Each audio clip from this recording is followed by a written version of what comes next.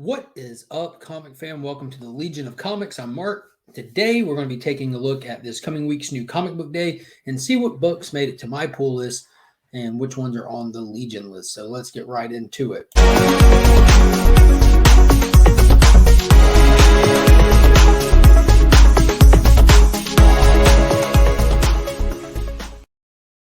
Shout out to Big Time Collectibles for sponsoring the monthly Legion Loot giveaway for the channel members, and Justin's Comics Cleaning and Pressing on Instagram. Be sure to hit him up and use that promo code We Are Legion and take advantage of the buy two get one free special. All right, let's get right into it. This has got to be the smallest week I've seen in I don't know how long. We had that really small week back in December, but there's just not a lot that I'm pulling to read this week.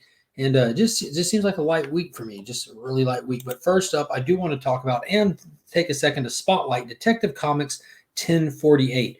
So this is part 2 of a 12-part event that they're doing called Shadows of the Bat. So we have the new semi-new creative team. We still have Mariko Tamaki writing this story, but we have Ivan Reis on the interiors, which is fantastic. He's one of the most dynamic, consistent interior artists that comics have to offer these days. And then we have this new cover artist. Man, I hate that I'm gapping the name, but you can tell from the cover picture here, it's just gorgeous painted art. He has this unique style for bringing these characters to life. And we're already seeing a few of the covers where he's very consistent with the way that he paints these characters. So it's really cool seeing. But the whole focus of this story is more on the Bat family than it is Batman himself.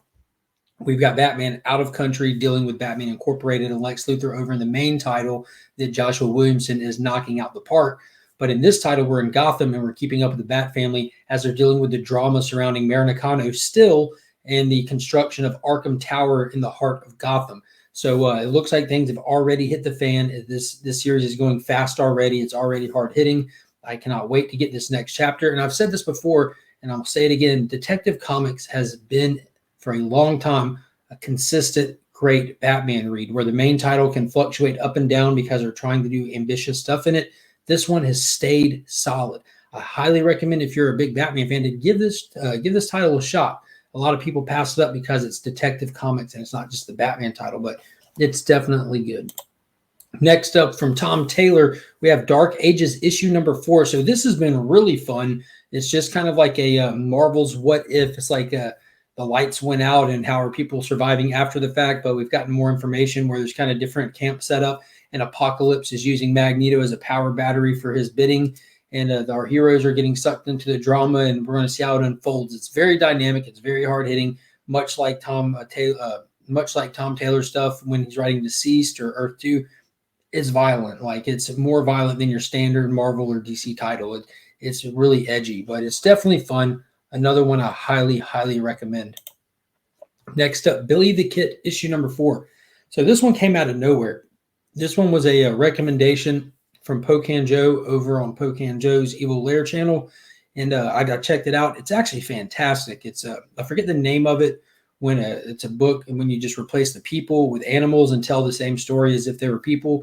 But you have this rabbit whose family was completely decimated, and he was trained by his sensei, who was a donkey, but to train to fight to try to get revenge for his family's death. And it turns out there's witches, there's demons, there's this whole realm of magic and everything, and that he has this ability inside of him that's been dormant that people haven't seen for a long time. He's considered a sunslinger, so he has the ability, if he can just harness it, to actually take out this evil darkness. And it's getting really big, really ambitious. Another one that's super duper mature reader only. So this is not for kids.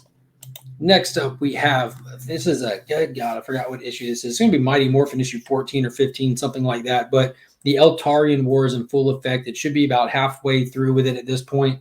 And we have Zordon and Zed facing off against each other. The Rangers are kind of making their little comeback after a huge defeat against the Eltarians that invaded Earth. But this is something that people have wanted for a long time. If you've ever watched Power Rangers, if you've ever dipped your toes in it, you know who the big floating head in the jar is. You recognize the little skin dude there. They've been at each other's throats since the inception of Power Rangers. They've added so much to the mythos and lore with this series that they were old partners 10,000 years ago before Zordon was a floating head in a jar. And for the first time ever in Power Rangers content, these two are facing off against each other. So this is like a Power Ranger fanboy dream come true. This story has been really solid. Ryan Parrott's been writing it, where the previous kind of little events he did weren't exactly fantastic. This one has started off and maintained really well, and he did a really good job leading into it and building up to it as well. So I'm super duper excited about this. I have heard rumors that Ryan Parrott is going to be leaving the Power Ranger series in a couple of months. So it's going to be sad to see him go, but I'm definitely hopeful that the next writer, whoever it may be that comes in, can handle the property as good as he has. So finally, the last book on my guaranteed pool this week is Department of Truth, issue number 15, I believe. And this book, every single issue is just amazing. It's been so good. I love this conspiracy stuff. This issue, we're supposed to be getting a little bit about the Mothman. So I don't know if y'all know about like the Mothman prophecy movies that came out back in the day with Richard Gere and stuff like that. But the last issue, they kind of gave us an explanation on how all of this started. And it went back to like L. Ron Hubbard in the desert and stuff. And it was really cool. But I have no idea where this issue is going to go. I try not to read synopsis on these things. And the way the series is formatted, it's not exactly a linear story. Like you'll get a couple of issues that kind of move our current day plot forward, where we're following Cole in the department. And then you'll get a couple of issues here and there that might go back in the past and give us some explanation to the Black Hat Society or to the Department of Truth themselves. But we do know at this point, we're even questioning if the Department of Truth is who they claim to be, or if they're being head by a liar and a what's called a fiction, like when you can manifest these conspiracies and make them reality. The leader of the Department of Truth might not be the real version of the character that it is. It might be a fiction that was created of that character. So it's getting crazy, completely crazy. James Tynion IV is writing it. This and Nice House on the Lake are his absolute best titles that he's writing. He put so much work, so much effort, and so much attention to detail in both of these titles. You definitely should check them out. They are so good. So that is all that I have on my guaranteed pool for this week. I do want to give a big shout out to the Augusta Book Exchange. Paul and Donna over there are the best that there is. They are the guardians of my comics, or the keepers of my pool box. You'll find no better customer service anywhere. If you're ever in the Augusta area, be sure to hit them up, stop by, tell them hello, let them know that we are Legion. And also, if you want to know what my top pick for this coming week is going to be and why, check out the Comic Vets channel. Subscribe to that guy. Hit that notification bell. He's doing a lot of great stuff over there. And every Sunday, him and I have a video that come out on his channel where we both give our top pick for the week and tell you why you should consider checking it out. And lastly, I do want to say thank you to all the channel members. I appreciate each and every one of you. And if you want to become a channel member, down below there's a blue button that says join. Hit that bad boy. There's two different options. If you hit that all capital Legion tier, it enters you in the monthly giveaway drawing sponsored by Big Time Collectibles.